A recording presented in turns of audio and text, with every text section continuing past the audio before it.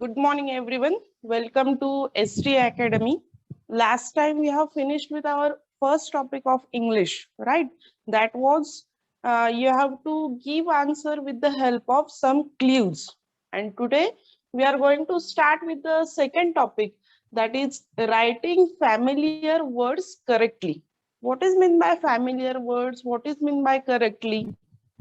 They have already given you some hint in the question, and according to that hint you have to search which option will be the correct. In spellings they have given some jumble words, four options, and according to that you have to search which spelling is correct, or according to hint which option will be correct. Okay, so mainly in this topic you have to focus on spellings, or you have to focus on the terms, what that term is called. Okay, म्हणजे English मध्ये जे काही spellings असतात त्याच्यामध्ये थोडेफार jumble words करून दिलेले असतात. आपण एक एक्झाम्पल बोर्डवर बघणार आहोत, अँड त्या ऑप्शन मधनं जे काही चार ऑप्शन असतील त्याच्यामधनं तुम्हाला करेक्ट स्पेलिंग असलेलं ऑप्शन सर्च करायचंय. Okay, now one more thing, when we are going to start with the exercise, ज्यावेळेस आपण प्रॅक्टिस प्रॉब्लेम सॉल्व्ह करणार आहोत, I will discuss with you question also and answers also. When I will explain you question, when I will explain you four options, after that you are supposed to give answers through our chat box, right? But one thing is that some of the students give answer before explanation. Me explanation द्यायच्या आधी chat box मध्ये answers द्यायचे नाहीत. When I will finish my explanation, when I will ask you now you have to answer, that time only you will answer. Okay, so everyone have to follow this. Let us go for the example which was which is given to you. Find out the correct alternative from the following alternatives. म्हणजे तुम्हाला जे काही पर्याय दिलेले आहेत त्याच्यापैकी correct पर्याय कुठला आहे, म्हणजे करेक्ट स्पेलिंग कुठला आहे हे आपल्याला सांगायचे. Okay, so impossible, see first spelling, what is the difference? IMPOSSIBLE, impossible. Here impossible only single S is given, here double M is given, and here it is double B. So in each option we have different spellings of impossible, and they have asked us which option is the correct option. So option number one, this is your practice example. Okay, our exercise will start below. So option number one is our correct option. Okay, let us start with the practice exam. Now I will explain you both question also and option also. If you have any difficulty, आतापर्यंतच्या ह्याच्यात जर काही difficulty असेल, काही समजलेलं नसेल, you have to tell me in chat box. Okay, so let us start with the practice examples first. Mansukh and Himmat got into an argument. What does argument means? Now I will explain you question. Mansukh and Himmat, these are two persons. हे दोन नावाचे वेगळे वेगळे व्यक्ती आहेत. एक मनसुख आहे and second one is Himmat. Okay, got into an argument. What is mean by argument? Marathi मध्ये आर्ग्युमेंटचा अर्थ होतो भांडण करणं. Okay, now I will explain you options also. What does argument means? त्यांनी आपल्याला प्रश्न असा विचारलाय की ह्या आर्ग्युमेंटचा अर्थ काय होतो ते. So our first option is discussion. Discussion in Marathi चर्चा करणं. क्वॅरल करणं म्हणजे भांडणं करणं, एकाच मुद्द्यावरनं वेगळे वेगळे मत असणं. टॉक म्हणजे एकमेकांशी बोलणं, आणि ऍग्रीमेंट म्हणजे करार करणं. Okay, so what do you think now, which option will be the right option? Argument perfect अर्थ किंवा बरोबर आन्सर कुठला असणार आहे. Now you have to tell me whether it is option number 1 or it is option number 2 or option number 3 or 4. Now you have to tell me in chat box. आता सांगायचंय की कुठला ऑप्शन बरोबर असेल. Yes, किती मुलं join आहे.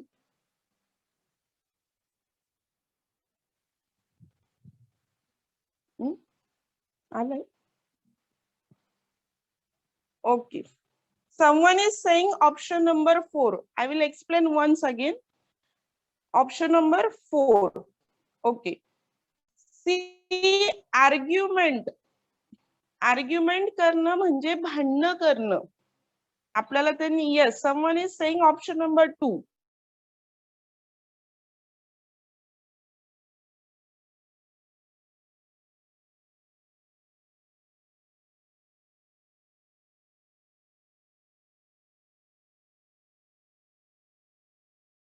Option number 2 quarrel म्हणजे भांडण करणं. ऑप्शन नंबर 3 टॉक करणं म्हणजे बोलणं आहे. आणि ऑप्शन नंबर 4 अग्रीमेंट म्हणजे लेखी करार करणं, कागदोपत्री जो करार होतो.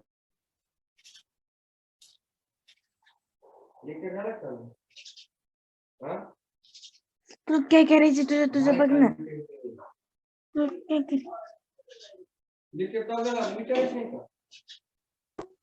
चैतन्य, what will be the correct option now?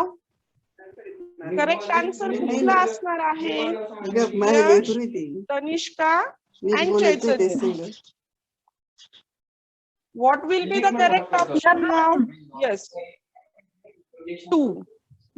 Okay, so second option will be the correct option. Quarrel means argument म्हणजेच भांडणं होणं. तुला काय करायचं माझ्या mobile. Second question now. Tiger is a carnivorous. Tiger is a carnivorous.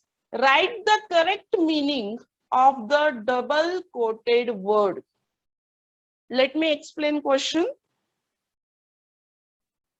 The tiger is a carnivorous. What is mean by carnivorous first? Tiger म्हणजे वाघ, सगळ्यांना हे माहिती असणार आहे. कार्निवोरस मीन्स जे फ्लेश इटिंग ॲनिमल, जे मांस खातात, मांस खाणारे जे प्राणी आहेत त्यांना म्हटलं जातं carnivorous. Okay, write the correct meaning of the double quoted word. Double quoted म्हणजे याचा तुम्हाला अर्थ विचारलेला आहे. What is the meaning of this carnivorous. Okay, understood. मी काय जे काही सांगते ते प्रश्न समजलाय. Okay, now I will explain you options.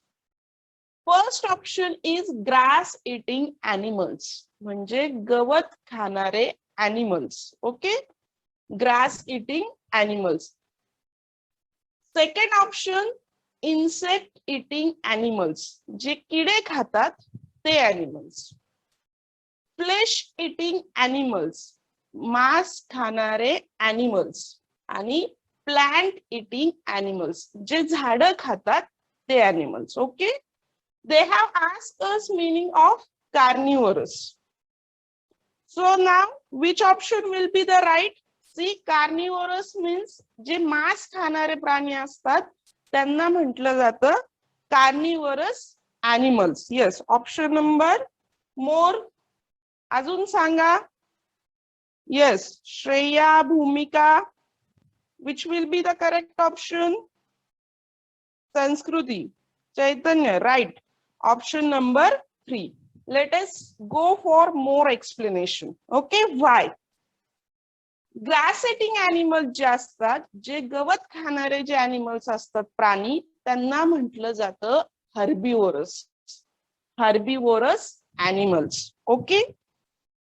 Insect eating animals हे पण कार्निवोरसच आहेत, पण this are also carnivorous, but basically they eat insect. विशेषतः ते किडे खातात, and that's why they are called as insectivorous animals. Okay, flesh eating animals, carnivorous animals म्हणजेच मांस खाणारे प्राणी. and plant eating animals are the herbivores. ते already आपण डिस्कस केलंय. Grass eating animals, plant eating animals, जे गवत खातात ते. Okay. What is the problem? Ma'am board clear दिसत नाही. Okay, you have to wait for some time. Is it clear now? Is it clear? Okay, fine. So we will move to next question now. The little raindrop turn into a beautiful pearl inside. Okay, let me repeat. The little raindrop turn into a beautiful pearl inside. What word will you use instead of beautiful? Let me explain question. The little raindrop म्हणजे छोटासा पावसाचा थेंब. Okay, little raindrop छोटासा पावसाचा थेंब. Turn into a beautiful pearl inside म्हणजे आतमध्ये त्या पावसाच्या थेंबाचं रूपांतर. ब्युटिफुल म्हणजे सुंदर, छान. पर्ल म्हणजे मोती. म्हणजे अशी कल्पना केलेली आहे की पावसाचा जो छोटासा थेंब आहे पावसाच्या पाण्याचा, त्याचं रूपांतर एक छान सुंदर दिसणाऱ्या मोत्यामध्ये झालेले. पर्ल म्हणजे मोती. Okay, I think you have understood question. What word will you use instead of beautiful? They have asked you की ब्युटिफुलच्या जागेवर दिलेल्या ऑप्शन पैकी तुम्हाला कुठला वर्ड यूज करता येईल ब्युटिफुलच्या जागेवर. Okay, hopefully question is clear. Now I will explain you options. First option, ugly. ugly म्हणजे सुंदर नसणं किंवा कुरूप दिसणं. आपण ज्याला म्हणतो सुंदर दिसत नाही, कुरूप दिसतं. बिग, बिग म्हणजे मोठा. ओके, लवली म्हणजे छान, सुंदर, व्यवस्थित दिसायला, त्याला लवली म्हणतात. आणि ग्रेट म्हणजे ते पण मोठच. Okay, so now again, what do you think which option will be right now? ब्युटिफुलचं करेक्ट मीनिंग काय असलं पाहिजे? Once only you have to send me option. Whether it will be ugly. Ugly म्हणजे थोडक्यात सुंदर नसणं. बिग म्हणजे मोठा. लवली म्हणजे छान. आणि ग्रेट म्हणजे मोठा. Okay, now your answers. Priya, Chaitanya, Shreya. Yes, any more? Any more? Yes, your answer is right. So option number 3 will be the answer. The meaning of beautiful is the lovely. Okay, let us go for the question number 4. He was totally exhausted. He was totally exhausted. It means, याचा अर्थ जे काही दिलेलं आहे त्याचं meaning काय आहे हे विचारलं. Okay, let us see. Totally पूर्णपणे, कम्प्लिटली पूर्ण क्षमतेने. एक्झॉस्टेड, एक्झॉस्टेड म्हणजे थकून जाणं. ओके, टोटली एक्झॉस्टेड मीन्स पूर्णपणे थकणं. Okay, this is the meaning of your question. Let us see options now. He was really exhausted. तो खरोखर थकलेला होता. रिअली म्हणजे खरोखर थकलेला. Okay, he was totally happy. तो पूर्णपणे हॅपी होता, आनंदी होता. सेकंड ऑप्शन मीनिंग, पूर्णपणे आनंदी होता, टोटली हॅपी. सी, हॅपीनेस असं नसतं पूर्णपणे आनंदी असणं. Okay, he was feeling completely sleepy. त्याला झोप आल्यासारखं होत होतं. स्लीपी म्हणजे झोप येणं. Okay, and he was completely tired. Tired म्हणजे थकणं. completely म्हणजे पूर्णपणे. Okay, now I have explained you all the options. Priya, then Bhumika have already sent me answers. Yes, which option will be right? Very good. Tanishka, Chaitanya, Sanskriti, very good. Yes, Shreya, done. Okay, Shreya, you have to send answer only once. एकदाच answer पाठवायचे. Okay, very good. So the meaning of totally exhausted is he was completely tired. पूर्ण क्षमतेने थकणं याला म्हणतात totally exhausted. Okay, now question number 5. Question number 5. A coast guard means. A coast guard means. See, you have to split the word coast guard. Coast guard ला थोडंसं split करून बघू आपण. Coast म्हणजे समुद्र किनारा.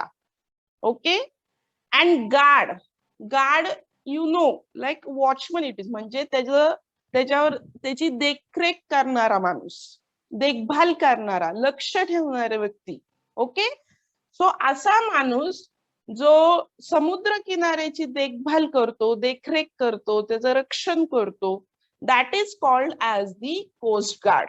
Okay, let us go for options. A person who helps fisherman.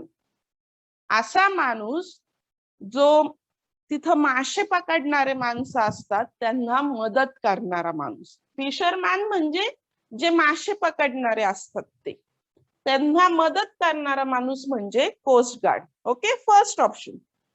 Second, a person who guards coast, म्हणजे जो समुद्र किनाऱ्याची देखभाल करतो तो.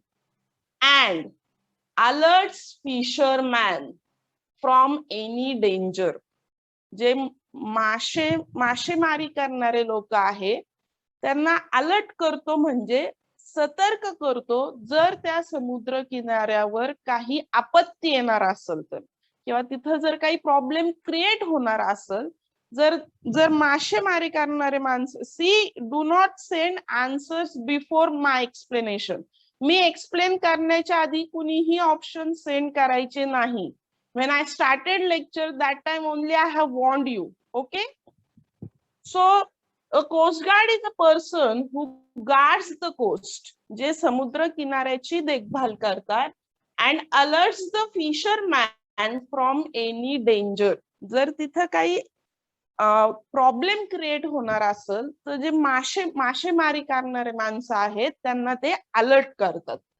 Third option, a person who protect the fishes on the coast, म्हणजे समुद्र किनाऱ्यावरचे जे मासे आहेत त्यांचं संरक्षण करणारा माणूस. And fourth option, a person who guards ships on the coast, म्हणजे समुद्र किनाऱ्यावर ज्या काही बोटी असतात त्यांचं संरक्षण करणारा माणूस.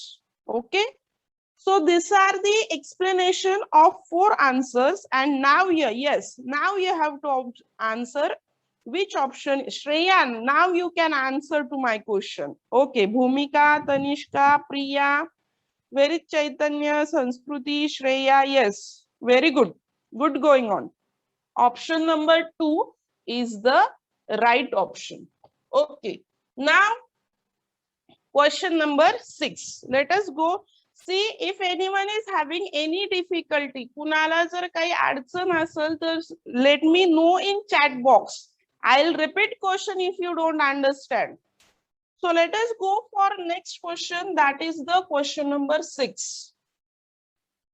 Potato vada pav is my favorite dish. Here favorite means, what is meant by favorite? Favorite म्हणजे आवडीचं. ओके, इतर सगळ्या डिशेस पेक्षा जी डिश आपल्याला जास्त आवडती तिला म्हटलं जातं favourite. That dish is called as favourite. Compare to other dishes, the dish which we like is called as the favourite. Let us go for option sweet. Sweet म्हणजे दॅट इज गोड. Daily म्हणजे रोज. Liked more than other food. Other फूडच्या comparison मध्ये, इतर फूडच्या comparisons मध्ये ही dish जास्त आवडली जाते. आणि चॉईस म्हणजे आवड असतो. So they have asked you what is the meaning of favorite exactly. Okay. Third, yes, Bhumika have said option. Sanskriti had said more. Shreya good. Priya, do not send double. Tanishka, okay. Vaishnavi and Gayatri. So your option number 3 is the right option. Liked more than other dishes. म्हणजे इतर डिशच्या comparison मध्ये ही dish जास्त आवडणं. Okay. Now question number 7. Who uses a spade to dig a garden? Okay, I'll repeat question. Who uses a spade to dig a garden? Spade म्हणजे खुरप आणि garden म्हणजे बगीचा किंवा बाग. ओके. सो त्यांनी असा प्रश्न विचारलाय की गार्डन मध्ये खुरप कोण वापरतो. Okay. And your options are farmer म्हणजे शेतकरी, वर्कर म्हणजे जे काम करणारे असतात त्यांना म्हटलं जातं वर्कर. आता ते कुठं काय ते काहीच ऑप्शन नाही आपल्याकडे. गार्डनर म्हणजे असा माणूस जो बागेत काम करतो. ओके. अँड फॉरेस्टर म्हणजे जंगलामध्ये काम करणाऱ्या माणसाला फॉरेस्टर असं म्हटलं जातं. So they have asked you question, who uses a spade to dig a garden? बागकाम करण्यासाठी खुरप्याचा वापर ह्या ऑप्शन पैकी कोण करल? Okay, very good. निकिता, भूमिका, संस्कृती, then Chaitanya, very good. Priya, Tanishka, yes, completely. Option number 3 is the right option. Okay, now let us go to question number 8. This year there has been a bumper crop of mangoes. What does bumper means here? म्हणजे ह्या वर्षी mango म्हणजे आंबा खूप मोठ्या प्रमाणात, जेवढं अपेक्षित केलेलं होतं त्याच्यापेक्षा जास्त मँगोचं क्रॉप्स आलेले आहेत किंवा मँगोज आलेत. Okay. What is mean by bumper? Bumper म्हणजे जेवढं अपेक्षा केली होती त्याच्यापेक्षा खूप जास्त मोठ्या प्रमाणात. Okay. What does bumper mean here? इथं बंपरचा अर्थ काय आहे? First one, tall. टॉल म्हणजे उंच. व्हेरी लिटिल, खूप थोड्या प्रमाणात. व्हेरी म्हणजे खूप थोड्या प्रमाणात. मेनी म्हणजे जास्त. आणि अनयुजुअली लार्ज, अपेक्षापेक्षा खूप जास्त असणं is the meaning of unusually large. And now you can send me answer options. Yes, Priya, Sanskriti, Bhumika, Nikita, more. Chaitanya, Shreya, you haven't sent me answer yet. Vaishnavi, Gayatri, okay. Tanishka, very good. So option number 4 is the right option, which is the meaning of the bumper. Now next question. Choose from the given alternatives the correct meaning of the following sentences. It means that you have given the options and you have to choose what is the meaning of the sentence. So sentence is, his mission was accomplished.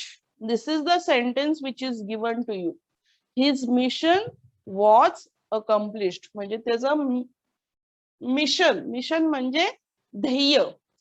Accomplished होणं म्हणजे पूर्ण होणं. Okay. See, his mission was accomplished. Mission म्हणजे ध्येय आणि accomplished होणं म्हणजे पूर्ण होणं. Let us see options. No one will send me answer before my explanation. His mission was easy, म्हणजे त्याचं ध्येय हे सोपं होतं. इझी म्हणजे सोपं, simple. His mission was not successful. Successful म्हणजे ते पूर्ण झालं नाही, यशस्वी झालं नाही. His mission was incomplete. अपूर्ण राहणं. इनकम्प्लीट म्हणजे अपूर्ण राहणं. And his mission was completely successful. पूर्णपणे यशस्वी झालंय. Okay. So I have explained you the meaning of 4 options, and yes, now you can start. Yes, Tanishka, Bhumika, Priya, Sanskriti, Chaitanya is missing, Shreya is missing, Vaishnav, yes, Nikita, very good.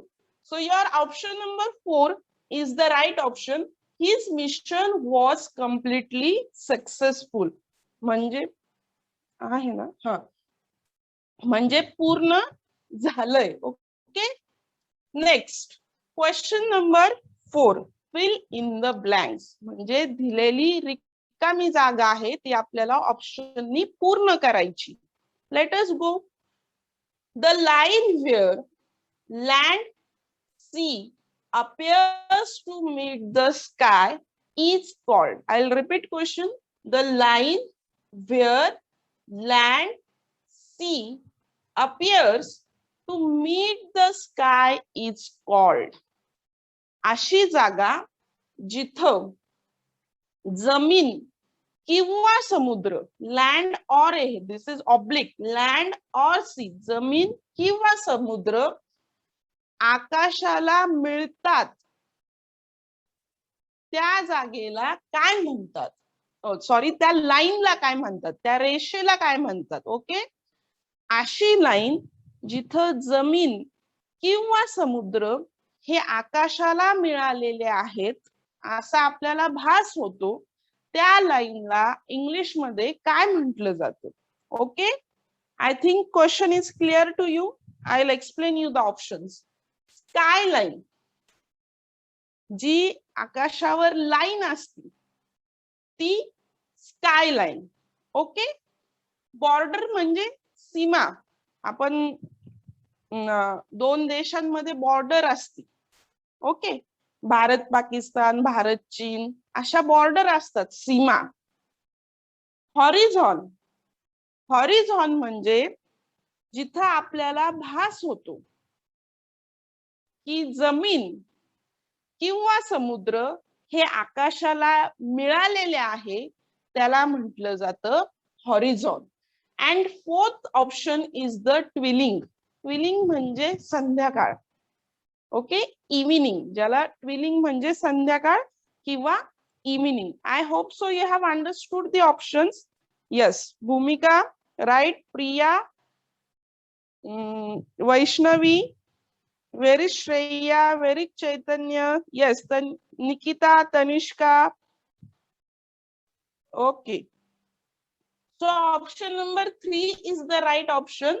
That is the horizon. Next, they never had found such a marvelous pearl. Write the correct meaning of the double quoted word. Okay. First, I will explain you question.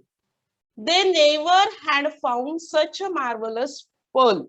याच्या आधी एवढा सुंदर, एवढा छान, अद्भुत, वेगळा, pearl म्हणजे मोती, त्यांना सापडलेला नाही. दे म्हटलंय ना, they have sed, they never. याच्या आधी त्यांना एवढा, मार्वलस म्हणजे अद्भुत, वेगळं काहीतरी, पर्ल म्हणजे मोती सापडलेला नाही. व्हॉट दे हॅव आस्क्ड अस, हे जे डबल कोटेड केलेलं आहे word marvellous, what is meaning of this they are asking us. What is the meaning of double quoted word? Large म्हणजे मोठा, शायनिंग म्हणजे चमकणारा, वंडरफुल अद्भुत, मोठा, छान, सुंदर, व्हॅल्युएबल म्हणजे त्याची किमती मौल्यवान वस्तू ज्याला आपण म्हणतो त्याला म्हटलं जातं valuable. And your option now your time start. You have to send me option. So which answer will be the right option? Yes, Sanskruti, Tanishka, Nikita, भूमिका, more, anyone more? Okay, so your option number 3 is the right option. Meaning of marvelous is the wonderful. Okay, next question. She pretended to be hard of hearing. Here hard of hearing means, I will explain you question first. Pretended म्हणजे फक्त दाखवणं, ती दाखवत होती. Hard of hearing म्हणजे व्यवस्थित ऐकू न येणं. But see what they have asked us here. Hard of hearing meaning, hard of हिअरिंगचं मीनिंग विचारलंय त्यांनी. प्रिटेंडेड हा शब्द याच्यात घेतलेला नाही. See sentence and question is different. She pretended to be hard of hearing. Pretended म्हणजे दाखवणं, तिला व्यवस्थित ऐकू येत नाही. But they have asked us only the meaning of hard of hearing. Hard of hearing म्हणजे व्यवस्थित ऐकू न येणं. Pretendedचा meaning त्यांनी विचारलेलं नाही. They haven't asked us the meaning of pretended. हाफच क्वेश्चन घेतलाय, hard of hearing. Okay, let us go for option. Not able to hear well, व्यवस्थित ऐकू न येणं. Able to hear loud voice, मोठा आवाज सुद्धा व्यवस्थित ऐकणं. ओके, हार्डली हिअर, कधीतरी ऐकती. हार्डली हिअर्स म्हणजे कधीतरी ऐकलं जातं. And able to hear properly, व्यवस्थित ऐकू येणं. Yes, now you have to send me options. Which answer will be right? Yes, or shall I explain you question again? Shall I explain you question again? Anyone? Okay, I'll repeat my question. She pretended म्हणजे ती असं दाखवत होती. To be hard of hearing, तिला ऐकू येत नाही असं ती दाखवत होती. ओके, तर त्यांनी फक्त आपल्याला असं विचारलंय की हार्ड ऑफ हिअरिंगचं मीनिंग काय आहे. तर हार्ड ऑफ हिअरिंगचं मीनिंग आहे व्यवस्थित ऐकू न येणं, एवढंच याचं मीनिंग आहे. Okay, we are not interested in this part. She pretended to be. We are interested only in hard of hearing, म्हणजे व्यवस्थित ऐकू न येणं. ना options, not able to hear well म्हणजे व्यवस्थित ऐकू न येणं, फर्स्ट ऑप्शनचं meaning. Second option, able to hear loud voice, मोठा आवाज देखील तिला व्यवस्थित ऐकू यायचा.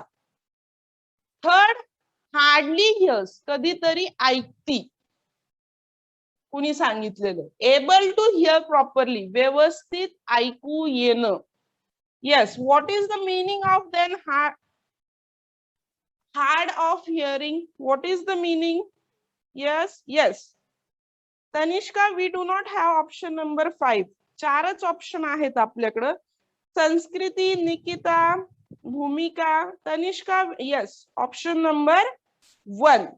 Very good. Option number 1 is your right option.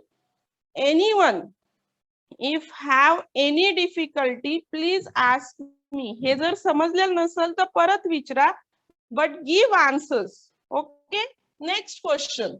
Inland lake means. Next question, see here. Inland lake means, lake म्हणजे सरोवर. Okay, and I will explain you what is mean by inland. Inland means चारही बाजूनी जमीन असणं आणि मध्ये त्याच्या पाणी असणं, याला म्हणतात इनलँड. समजतंय? चारही बाजूनी जमीन आणि मध्ये पाणी असणं याला म्हटलं जातं inland, island. Okay, island means are you getting, सगळ्या बाजूनी जमीन असणं आणि मध्ये जिथं पाणी असतं त्याला म्हटलं जातं island. Okay, options. A lake in land, जमिनीमध्ये सरोवर असणं पण ह्या लँड बद्दल काही माहिती दिलेली नाही. It is one side, two side, all side, अशी कुठलीही माहिती ह्या लँड बद्दल आपल्याला दिलेली नाही. ओके,